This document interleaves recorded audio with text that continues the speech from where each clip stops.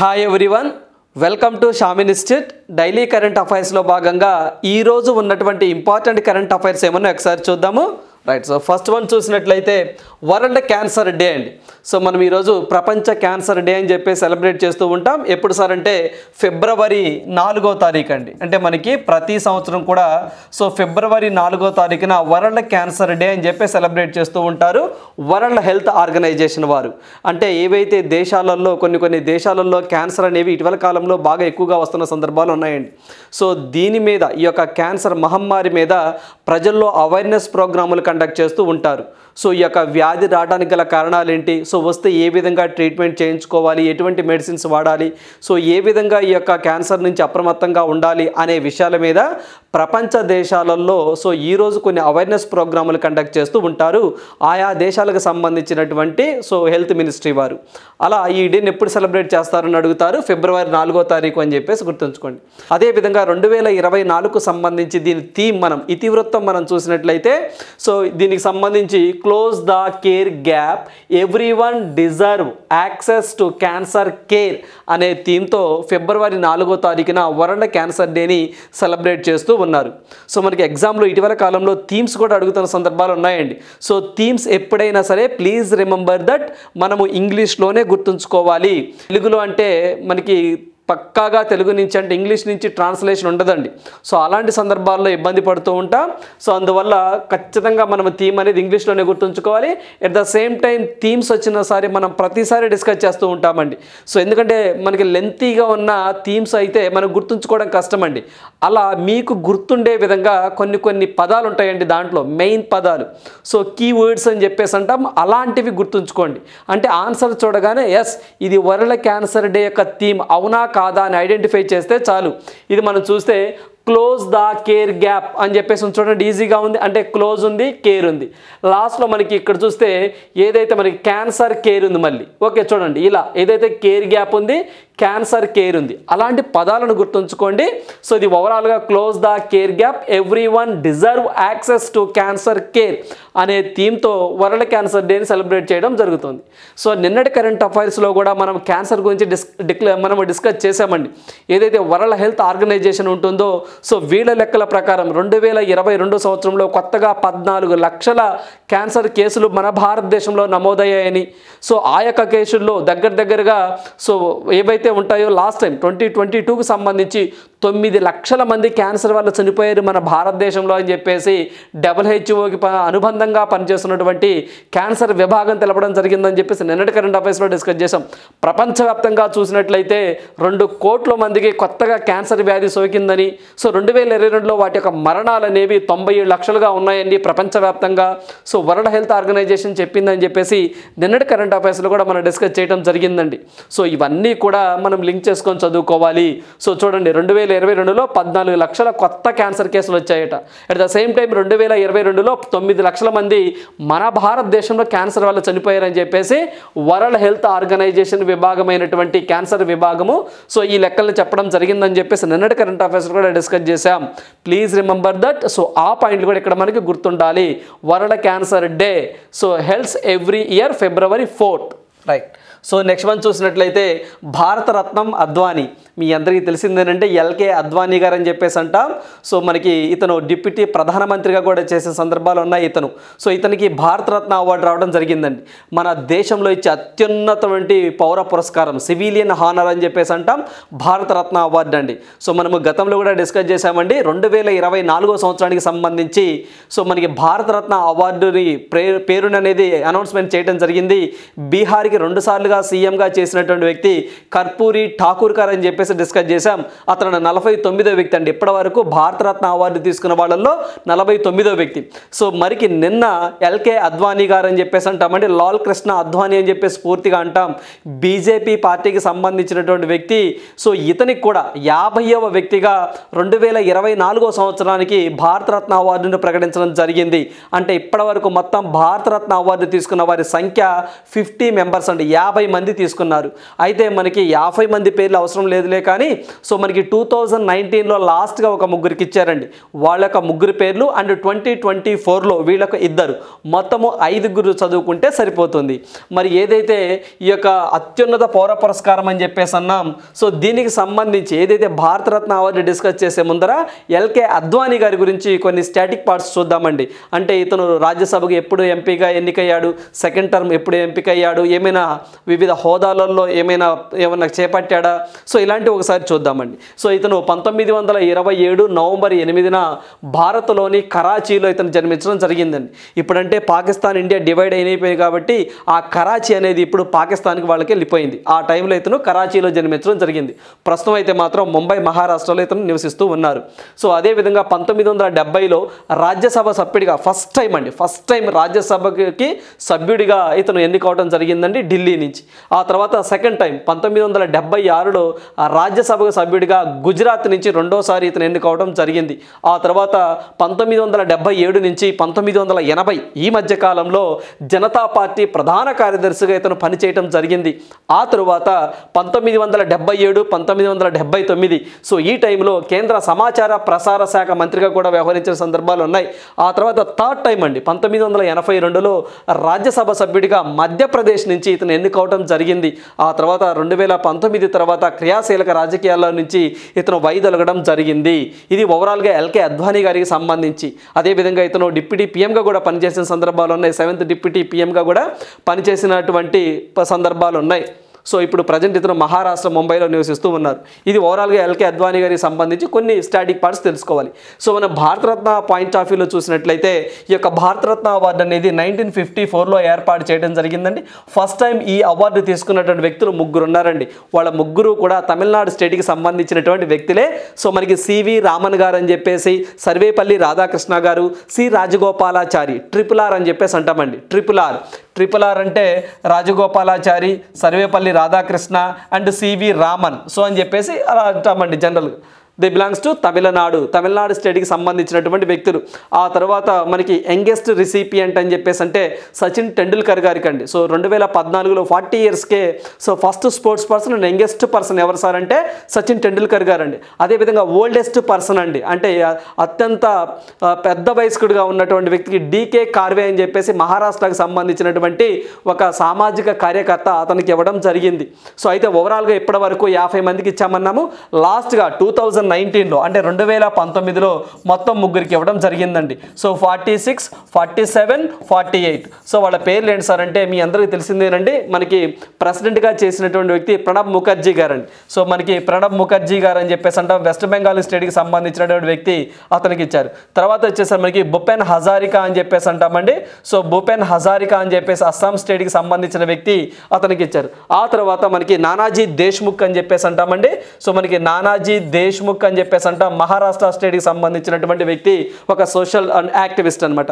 వీళ్ళిద్దరికి 2019లో ఇవ్వడం జరిగిందండి. 2019లో ఇవ్వడం జరిగింది వీళ్ళ 3కి 46, 47, 48. ఆ తర్వాత 2020, 21, 22, 23 అనౌన్స్మెంట్ చేయలేదు. ఇప్పుడు 2024కు సంబంధించి సో ఇద్దరికి చేశారండి. 49వ వ్యక్తిగా ఎవరు సార్ అంటే మనకి కర్పూరి ఠాకూర్ అని చెప్పేసి అంటామండి. కర్పూరి ఠాకూర్ అని చెప్పేసి బీహార్ స్టేట్కి సంబంధించినటువంటి వ్యక్తి, గతంలో బీహార్ సీఎంగా 2 టైమ్స్ చేసినటువంటి వ్యక్తి, ఓబీసీ సామాజిక వర్గానికి సంబంధించినటువంటి వ్యక్తి. సో ఇతని హయాంలోనే బీహార్లో దగ్గరగా 26% రిజర్వేషన్ ఓబీసీకి కల్పించడం జరిగిందని చెప్పేసి సో ఈయన యొక్క ప్రోద్బలంతోనే మనకి మండల్ కమిషన్ కానివ్వండి, ఓవరాల్గా దేశవ్యాప్తంగా బీసీలకి రిజర్వేషన్ కూడా వచ్చిందని చెప్పేసి కూడా చెప్తున్న సందర్భాలు ఉన్నాయి. ఆ తర్వాత మనకి 50వ వ్యక్తిగా ఉన్నటువంటి వ్యక్తి ఎవరు సార్ అంటే ఇప్పుడు కొత్తగా ఎల్కే అద్వానీ గారు అని చెప్పేసి మనం గుర్తుంచుకోవాలి. సో ఇతను ముంబై మహారాష్ట్ర స్టేట్కి సంబంధించినటువంటి వ్యక్తి. సో ఎట్ ప్రజెంట్ అయితే మాత్రం సో ఇతను 50వ వ్యక్తిగా గుర్తుంచుకోండి. బీజేపీ పార్టీకి సంబంధించినటువంటి వ్యక్తి అండి. సో ఇప్పటి వరకు మొత్తం 50 మందికి ఇవ్వడం జరిగింది. This is the highest civilian honour of India. మన భారతదేశంలో ఇచ్చే అత్యున్నత పౌర పురస్కారం ఇదేనండి.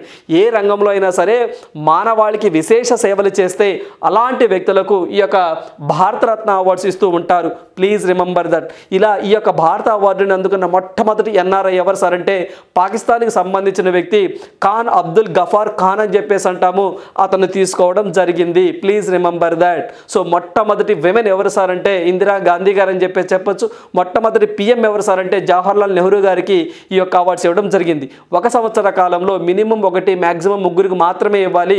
కానీ 1999లో 999లో 4 మెంబర్స్కి ఇవ్వడం జరిగిందండి. మిగతా ఏ సందర్భంలో కూడా 4 మెంబర్స్కి ఇవ్వలేదు. Please remember that.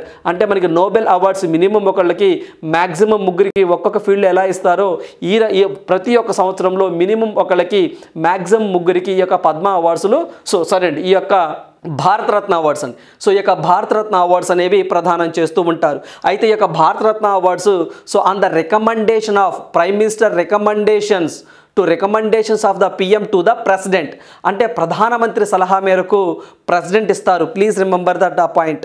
ఓకేనండి. అంటే పద్మ అవార్డ్స్కి భారతరత్న అవార్డుకి తేడా ఏంటి సార్ అంటే పద్మ అవార్డ్స్కి ఒక ఎంపిక కమిటీ ఉంటుందండి. సో ఆ ఎంపిక కమిటీకి సంబంధించి కూడా మనకి ఎవరైతే క్యాబినెట్ సెక్రటరీ ఉంటారో ఆయన నేతృత్వం వహించి కొంతమంది పేర్లను సెలెక్ట్ చేసి అది హోమ్ మినిస్ట్రీకి పంపించడం. సో ఇలా ప్రాసెస్ ఉంటుంది. తర్వాత లాస్ట్గా రాష్ట్రపతి ఆమోద ముద్ర వేస్తారు.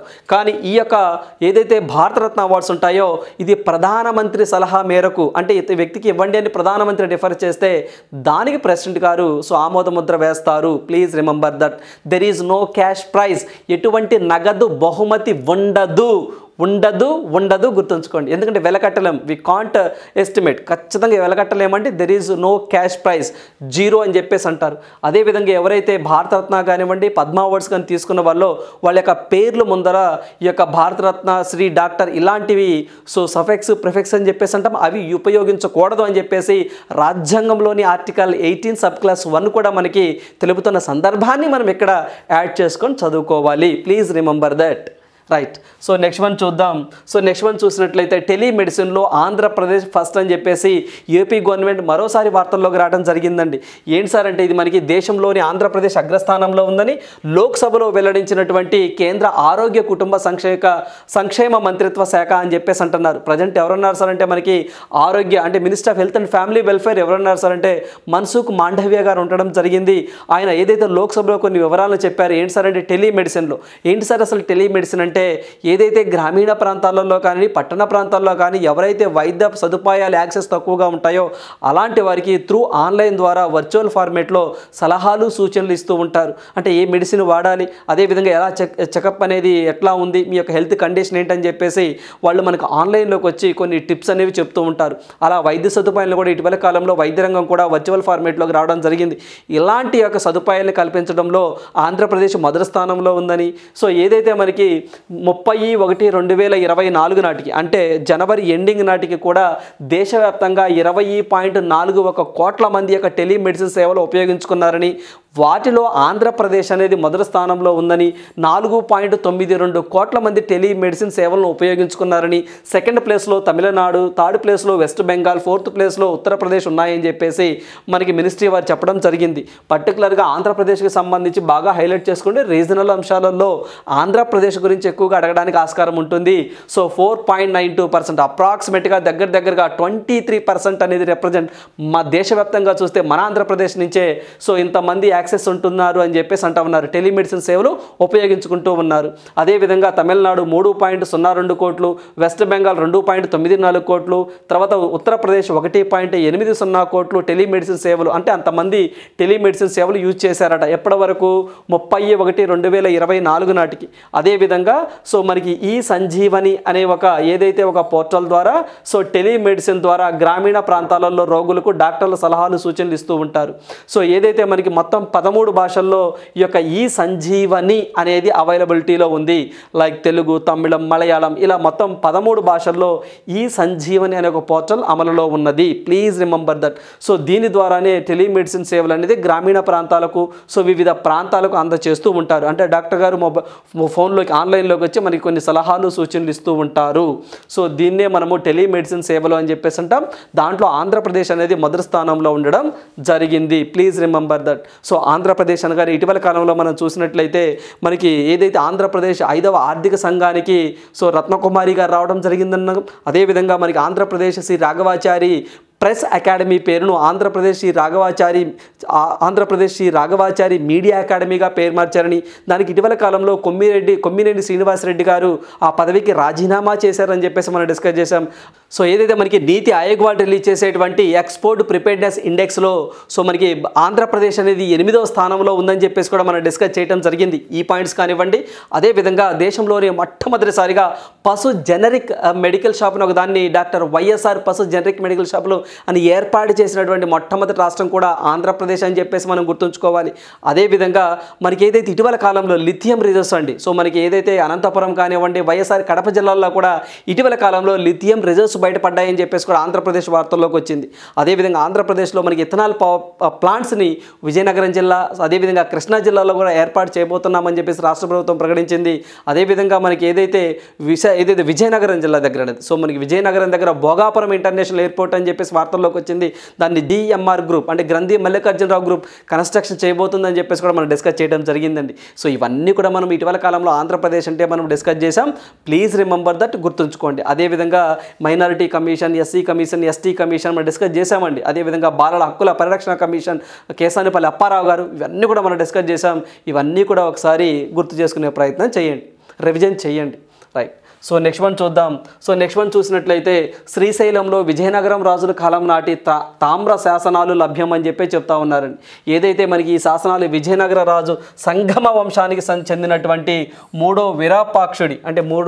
విరూపాక్షుడి కాలానికి చెందినటువంటి శక సంవత్సరం అంటే 1395లో విజయ సంవత్సరం చైత్రమాసం శుక్లపక్షం 13వ తేదీ అంటే ప్రస్తుతం అనుసరిస్తున్న క్యాలెండర్ ప్రకారం 1473వ సంవత్సరం మార్చి 12వ శుక్రవారం నాడు ఈ యొక్క ఏదైతే శిలాశాసనాలను వేయించారని చెప్పేసి ఆనవాళ్ళు రావడం జరిగిందండి. సో ప్లీజ్ రిమెంబర్ దట్, గుర్తుంచుకోండి. సో ఇటీవల కాలంలో ఏమైనా చారిత్రాత్మక సో శిథిలావస్థలో ఉన్నటువంటి ఏమైనా చరిత్ర కట్టడాలు బయటికి రావటం కానివ్వండి, ఇలాంటి శిలాఫలకాలు బయటికి రావటం కానీ వచ్చినప్పుడు సో ఏ ప్రాంతంలో దొరికినాయని చెప్పేసి అడుగుతూ ఉంటారు. సో మనకి శ్రీశైలం, సో గుర్తుంచుకోండి, శ్రీశైలంలో ఇవి బయటపడటం జరిగింది. Please remember that. అదేవిధంగా ఈ యొక్క శిలాశాసనాలు అనేవి ఏ భాషలో ఉన్నాయి సార్ అంటే సంస్కృతం, కన్నడ, నాగరి లిపిల్లో ఉన్నాయని చెప్పేసి చెప్తా ఉన్నారు. ఏంటంటే అది సో సంస్కృతం, కన్నడ, నాగరి, సో ఈ లిపిలో ఈ యొక్క శిలాశాసనాలు ఉన్నాయని చెప్పేసి కూడా చరిత్రకారులు చెప్తా ఉన్నారు. ప్లీజ్ రిమెంబర్ దట్, గుర్తుంచుకోండి. సో ఎగ్జామ్ పాయింట్ ఆఫ్ వ్యూలో ఇలాంటివి ఏమైనా బయటపడినప్పుడు ఎగ్జామినర్ ఏ ప్రాంతంలో బయటపడ్డాయని చెప్పేసి అడుగుతారు. రైట్. సో నెక్స్ట్ వన్ చూద్దాం. సో నెక్స్ట్ వన్ చూసినట్లయితే దేశాల సమన్వయంతోనే న్యాయ వితరణ, ఏదైతే నరేంద్ర మోదీ గారు ఢిల్లీలో జరిగినటువంటి కామన్వెల్త్ దేశాల అటార్నీలు అండ్ సోలిసిటర్ జనరల్ సమావేశాన్ని ఉద్దేశించి మాట్లాడారండి. సో జనరల్గా మనకి ఎగ్జామ్ పాయింట్ ఆఫ్ వ్యూలో సో కామన్వెల్త్ దేశాల అటార్నీలు, సోలిసిటర్ జనరల్ సదస్సు ఎక్కడ జరిగిందని అడుగుతారు. దానికి ముఖ్య అతిథిగా ఎవరు అటెండ్ అయ్యారు అని చెప్పేసి అడుగుతారు. నరేంద్ర మోదీ గారు ఢిల్లీలో ఈ యొక్క సమావేశాన్ని ప్రారంభించడం జరిగిందండి. సో దీనికి సంబంధించి కూడా చీఫ్ జస్టిస్ ఆఫ్ ఇండియా కూడా ముఖ్య అతిథిగా ఎవరైతే డివై చంద్రచూడ్ గారు ఉన్నారో ఆయన కూడా అటెండ్ అవ్వడం జరిగింది. అయితే దీనికి సంబంధించి సో ఏదైతే మనకి నేరగాళ్ళు ఖండాంతరాలలో నేర సామ్రాజ్యాన్ని విస్తరించేందుకు ఈ యొక్క టెక్నాలజీని బాగా యూజ్ చేస్తున్నారని, సో దీనికి తగ్గట్టు కూడా దేశాల మధ్య సహకారము, సమన్వయం ఉంటేనే మనం న్యాయం చేయగలుగుతామని, ఎలాంటివి ఏదైతే నేరగాళ్ళని అడ్డుకట్ట వేయొచ్చని నరేంద్ర మోదీ గారు ఈ యొక్క సమావేశంలో మాట్లాడటం జరిగింది. అయితే మనకి ఇక్కడ exam point of main point ఏంటి సార్ అంటే ఈ యొక్క కామన్వెల్త్ దేశాల అటార్నీలు అండ్ సోలిసిటర్ జనరల్ సదస్సు ఎక్కడ జరిగింది అని అడుగుతారు. ఢిల్లీలో జరిగింది. మరి ఇటీవల కాలంలో ఇలాంటి సమావేశాలు కొన్ని ఢిల్లీలో జరిగినాయి, కొన్ని వివిధ ప్రాంతాలలో కూడా జరిగినాయి. అవేంటో చూద్దాం. సో మనకి ఎగ్జామ్ పాయింట్ ఆఫ్ వ్యూలో కాన్ఫరెన్సెస్ ఇచ్చి ఒక పక్కన వచ్చేసరికి ఆ ప్లేసెస్ జరిగిన ప్రదేశాలు అడుగుతున్న సందర్భాలు ఉన్నాయి. సో అందువల్ల మనం చూసినట్లయితే 58th all India conference director general, inspector general conference ఎక్కడ జరిగింది అని చెప్పేసి అంటే జనవరి 6 నుంచి 7 వరకు 2024లోనే మనకి రాజస్థాన్లో జరిగిందండి. చాలా ఇంపార్టెంట్, గుర్తుంచుకోండి. ఓకేనండి. Director generals and inspector generals అంటే పోలీసులకు సంబంధించినటువంటి సో ఈ యొక్క సమావేశం, దీనికి కూడా నరేంద్ర మోదీ గారే ముఖ్య అతిథిగా రావడం జరిగింది. ఆ తర్వాత ఇంటర్నేషనల్ లాయర్స్ కాన్ఫరెన్స్ అని చెప్పేసి సెప్టెంబర్ 23, 2023లో ఈ యొక్క సమావేశం ఎక్కడ జరిగింది సార్ అంటే ఢిల్లీలో జరగడం జరిగింది. అదేవిధంగా నేషనల్ కాన్ఫరెన్స్ ఆఫ్ చీఫ్ సెక్రటరియేట్స్ అని చెప్పేసి అంటాం. అంటే వివిధ రాష్ట్రాలకు సంబంధించినటువంటి సో ముఖ్య కార్యదర్శులు అని చెప్పేసి అంటారండి, చీఫ్ సెక్రటరియేట్స్. ఈ యొక్క సమావేశం అనేది డిసెంబర్ నవంబర్ 28, 29, 2023లో జరిగింది. ఎక్కడ జరిగింది సార్ అంటే ఢిల్లీలో జరిగింది. దీనికి కూడా చీఫ్ గెస్ట్గా నరేంద్ర మోదీ గారి రావడం జరిగిందండి. సో ఇలాంటి కాన్ఫరెన్సెస్ ఏమైనా ఉంటే సో ఖచ్చితంగా ఎగ్జామ్ పాయింట్ ఆఫ్ వ్యూలో మనం చదువుకోవాలి. సో ముఖ్య అతిథిగా ఎవరు వచ్చారు, ఆ సమావేశం ఎక్కడ జరిగింది, that is very very important, right. So next one చూద్దాం. సో నెక్స్ట్ వన్ చూసినట్లయితే పంజాబ్ గవర్నర్గా బన్వారీలాల్ పురోహిత్ రాజీనామా అని చెప్పేసి ఉందండి. ఎవరైతే మనకి పంజాబ్ గవర్నర్గా అండ్ చండీగఢ్ అడ్మినిస్ట్రేటర్గా ఉన్నటువంటి బన్వారీలాల్ పురోహిత్ అని చెప్పేసి పూర్తిగా అంటామో, ఇతను తన పదవికి రాజీనామా చేశారు అని చెప్పేసి, ఇతను రాజీనామాను సో ప్రెసిడెంట్ గారికి అందజేశారు అని చెప్పేసి, వ్యక్తిగత కారణాల వల్ల నేను రాజీనామా చేస్తున్నాను అని చెప్పేసి గవర్నర్ గారు చెప్పిన సందర్భాలు ఉన్నాయి. సో మనకి ఇటీవల కాలంలో ఏవైనా గవర్నర్లు వివాదాస్పదమైన వ్యాఖ్యలు చేసినా లేకపోతేనేమో ఇలా పదవికి రాజీనామా చేసిన అలాంటి గవర్నర్స్కి మనం ప్రియారిటీ ఇవ్వాలి. ఎందుకంటే సో వారు వార్తల్లో ఉన్నారు కాబట్టి ఎగ్జామినర్ ఆ గవర్నర్ ఎక్కువగా అడగడానికి ఆస్కారం ఉంటుంది. సో ఎవరైతే ఇప్పుడు ఉన్నారో బన్వారీలాల్ పురోహిత్ గారు ఇటీవల కాలంలో ఏ రాష్ట్రానికి తన పదవిని రాజీనామా చేశారు గవర్నర్గా అని చెప్పేసి అడగొచ్చు. That is Punjab and Chandigarh అడ్మినిస్ట్రేటివ్గా ఇతను పనిచేస్తూ ఉన్నారు. అదేవిధంగా ఇతను గతంలో ఇతని గురించి మనం మాట్లాడుకున్నట్లయితే ఇతను 2021 ఆగస్టులో ఈ యొక్క పంజాబ్ గవర్నర్గా నియమితులవడం జరిగింది. అదేవిధంగా 2016 నుంచి 17 వరకు అస్సాం గవర్నర్గా పనిచేశారు. ఆ తర్వాత 2017 నుంచి 2021 వరకు కూడా తమిళనాడు గవర్నర్గా పనిచేశారు. ఆ తర్వాత మనకి ఇతను గతంలో నాగపూర్ నుంచి అంటే ముంబై మహారాష్ట్ర ఏదంటూ నాగపూర్ మహారాష్ట్ర అండి. సో ఆ యొక్క నాగపూర్ నుంచి కూడా 3 సార్లు లోక్సభకు సో ఎన్నికయ్యారు ఇతనే Banwarilal Purohit. Please remember that.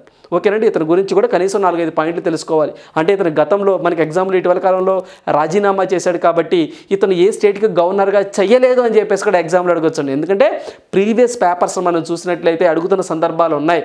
So అందువల్ల సో అస్సాంకి చేశారు, తమిళనాడుకి చేశారు, ఇప్పుడు మనకి పంజాబ్ గవర్నర్గా చేస్తున్నారు. అదేవిధంగా చండీగఢ్కి అడ్మినిస్ట్రేటివ్గా కూడా ఇతను చేసిన సందర్భాలు ఉన్నాయి. Please remember that, right. So next one చూద్దాం.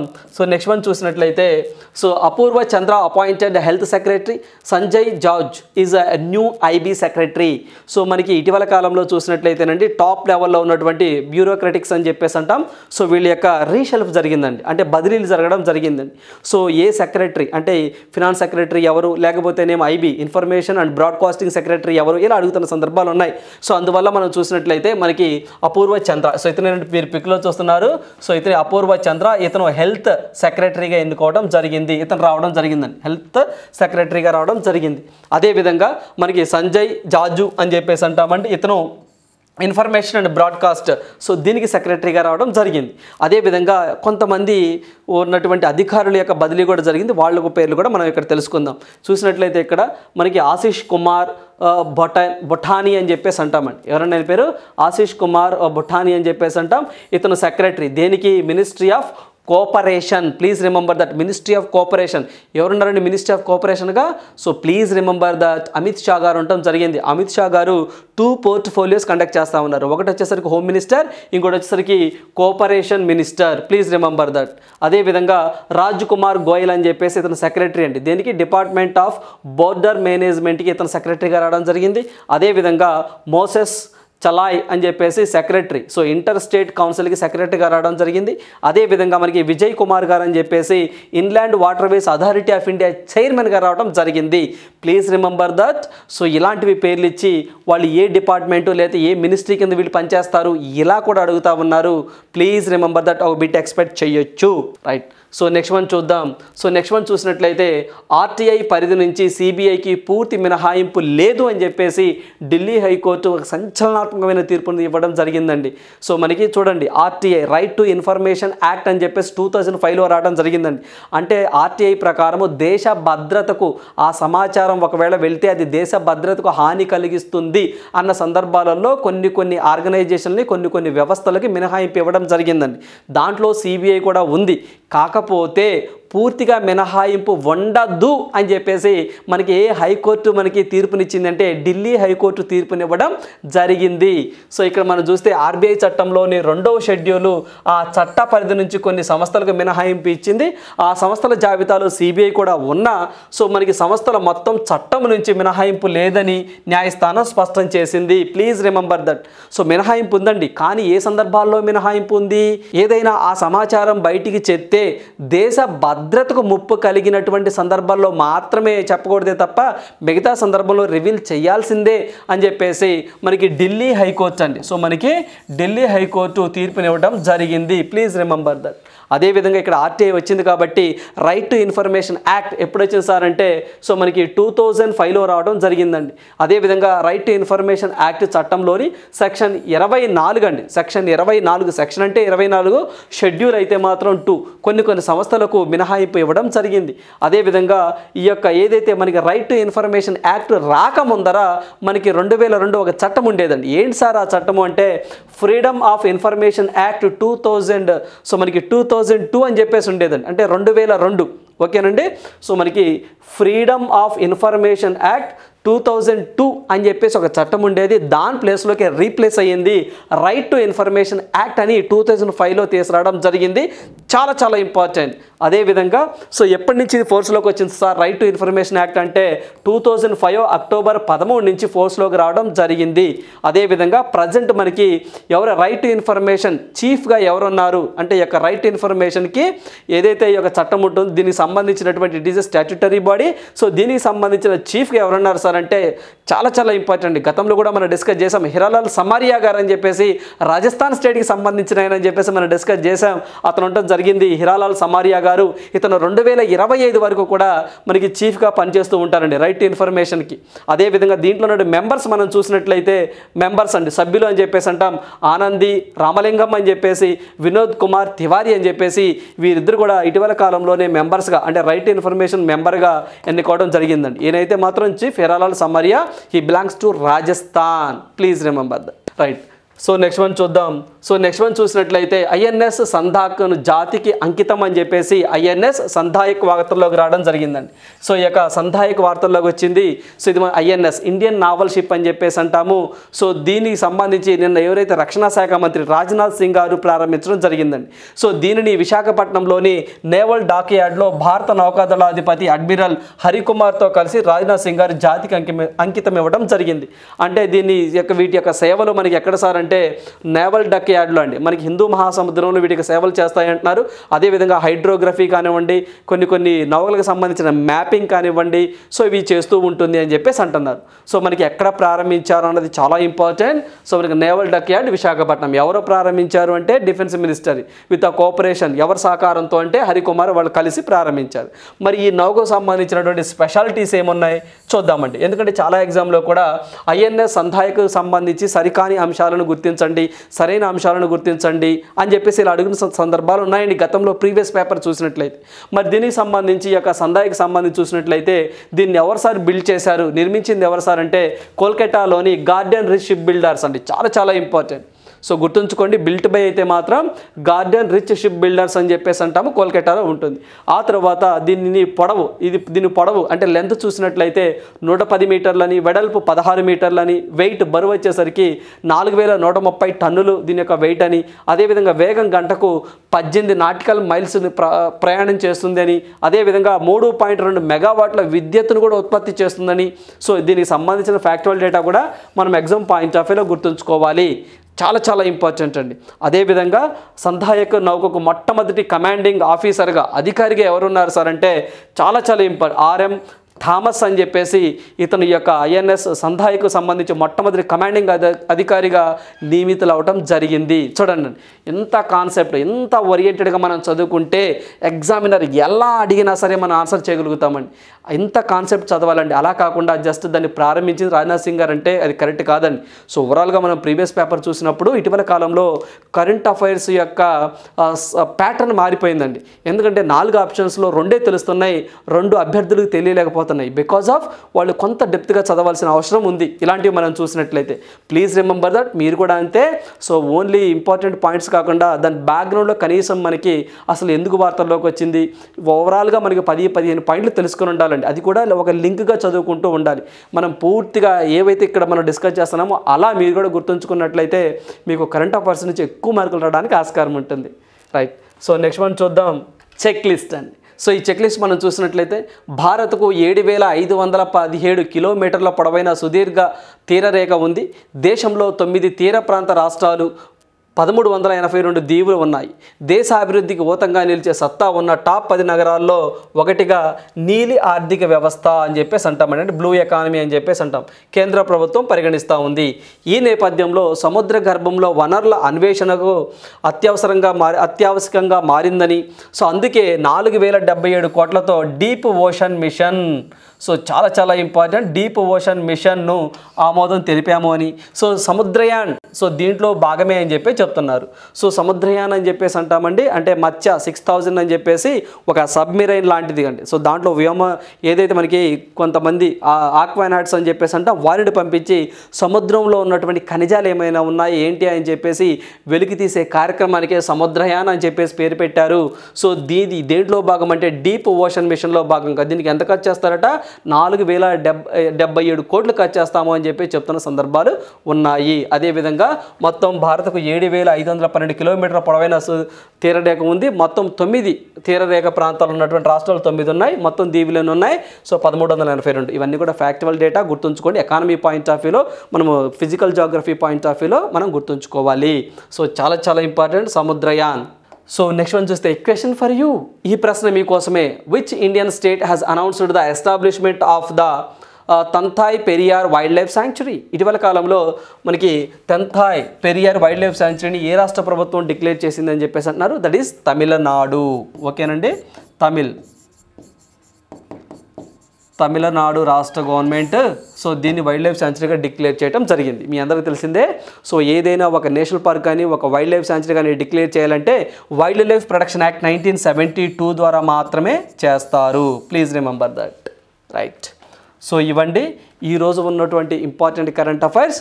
So thank you, all the best.